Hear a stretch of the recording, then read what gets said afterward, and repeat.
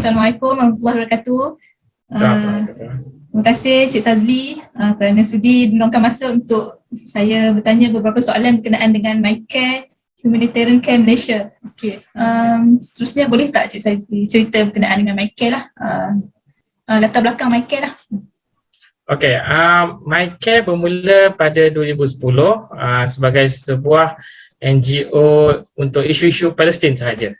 Kita bermula dengan nama Asas Sharif Berhad, didaftarkan di bawah Akta Syarikat, sebuah organisasi non-profit ataupun tidak berasaskan keuntungan, yang mana kita fokus kepada isu-isu kemanusiaan berdasarkan kepada isu kemanusiaan Palestin pada ketika itu, yang mana dua daripada ahli pemegang amanah kami telah terlibat dalam pengembaraan kapal Mavi Marmara yang kita semua tahu dia nak masuk ke Palestin, ke Gaza, tapi diserang oleh Israel, dan ketika itu terdapat juga ahli kapal yang daripada negara yang lain, dan alhamdulillah walaupun berlaku kemalangan jiwa, tapi ia tidak terjadi kepada dua orang ahli pemegang amanah kami lah. Jadi bermula rentetan itu Asas Sharif ditubuhkan, dan pada 2015 ahli lembaga pemegang amanah kami membuat keputusan untuk melebar luaskan lagi capaian kami, bukan sahaja pada isu Palestin tapi juga pada isu Syria yang bermula pada 2011 lagi, dan juga isu Iraq yang telah bermula lagi awal 2003, serta juga isu-isu kemanusiaan tempatan lah, isu banjir ataupun isu kemiskinan, dan juga tidak dilupakan isu Rohingya. Ya, walaupun ia agak sensitif untuk dibincangkan, tapi ia termasuk juga dalam kamus NGO kemanusiaan yang untuk kita santuni. Okey, jadi pada 2015 kita telah melebarkan sayap, dan juga pada ketika itu fokus kita jadi semakin luas lah. Jadi kita lebih kepada isu-isu kemanusiaan sejagat, yang mana kita boleh lihat pada 2015 ada berlaku gempa di Sabah. MyCare terlibat juga, walaupun asalnya kita NGO Palestin untuk isu-isu Palestin, tapi kita boleh masuk kepada isu tempatan. Dan yang terkini iaitu isu bila kita laksanakan PKP kerana pandemik COVID-19 ni, ramai pihak yang terkesan. Jadi MyCare pun mengambil peluang untuk menyantuni juga rakyat tempatan yang memerlukan, sama ada orang yang terkesan dari sudut kewangan kerana dia tergolong dalam B40, ataupun pihak-pihak berautoriti yang memerlukan bantuan orang awam, seperti hospital yang memerlukan bantuan oksigen dan yang lain-lainnya. Pada masa sekarang ni MyCare lokasi dekat mana? Kami beroperasi di Seri Kembangan, dan juga mempunyai pengurus-pengurus negeri yang bertindak secara sukarela. Pejabat yang lain merupakan wakil sajalah. Dan juga kalau boleh saya sebutkan di sini, kami punya satu pejabat di luar negara, iaitu di Gaza, yang telah berdaftar secara sah di sana. Jadi kalau ikutkan secara organisasi, kita ada dua pejabat, satu di Malaysia dan satu lagi di Gaza. Yang di setiap negeri itu kita punya wakil saja. Okey, baik. Boleh ceritakan sikit tak berkenaan MyCare dari segi kewangan dan pengurusan? Macam mana pihak MyCare menguruskan? Okey, kami sebuah pertubuhan, jadi kami sebuah NGO, non-government organisation, yang bergantung sepenuhnya kepada dana awam. Sumbangan kami boleh dikatakan hampir 100% datang daripada sumber awam, sama ada orang perseorangan ataupun syarikat-syarikat atau organisasi. Jadi kami akan mengambil sedikitlah yuran pengurusan daripada sumbangan, dan kami beroperasi dengan dana yang itu. Kami tak mendapat geran daripada kerajaan ataupun yang seumpamanya.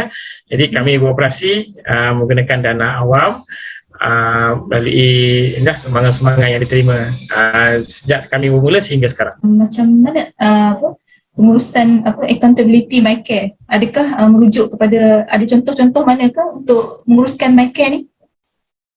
Okey, bagi accountability, menguruskan terlebih utama kewangan lah kan. Kita sebagai sebuah entiti yang mendaftar dengan Suruhanjaya Syarikat, kita patuh kepada regulation apa yang telah diputuskan oleh SSM lah.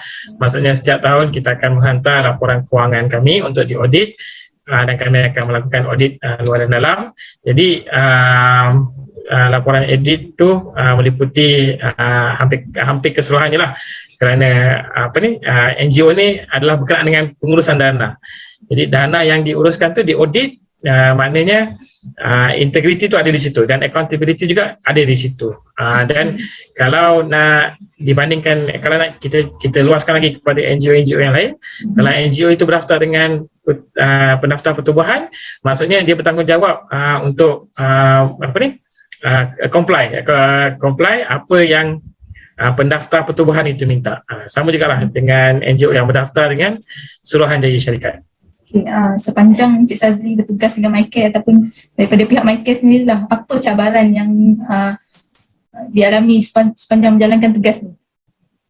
Okay, cabaran kalau nak diikutkan keseluruhannya ada beberapa lah.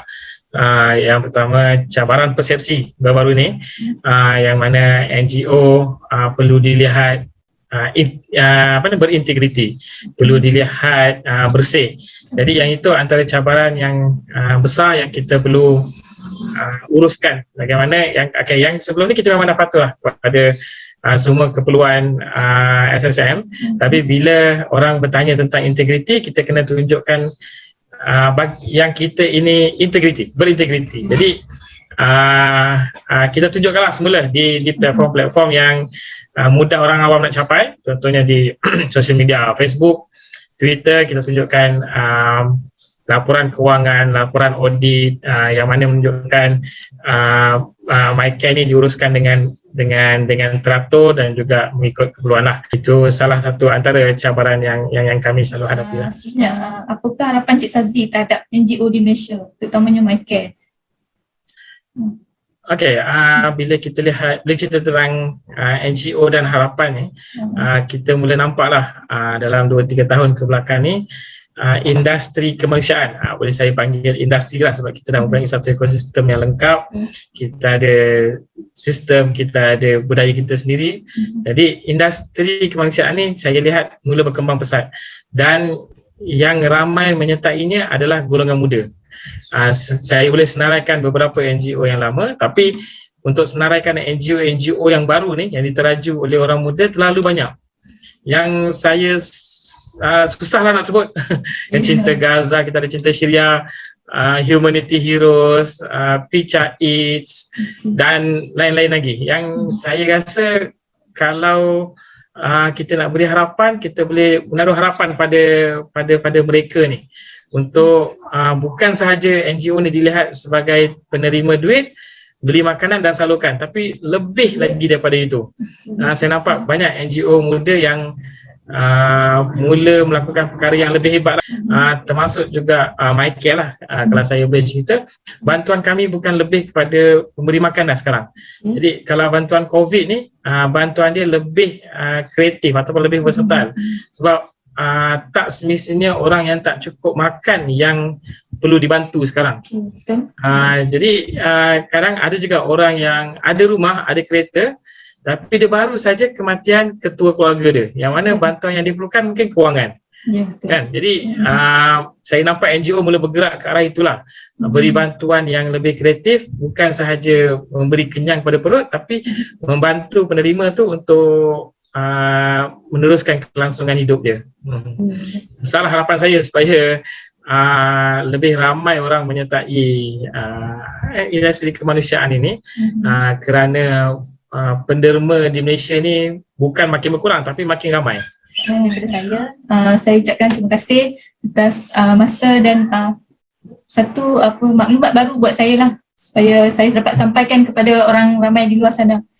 Okey, terima kasih kepada Cik Nisa atas temu bual pada hari ini.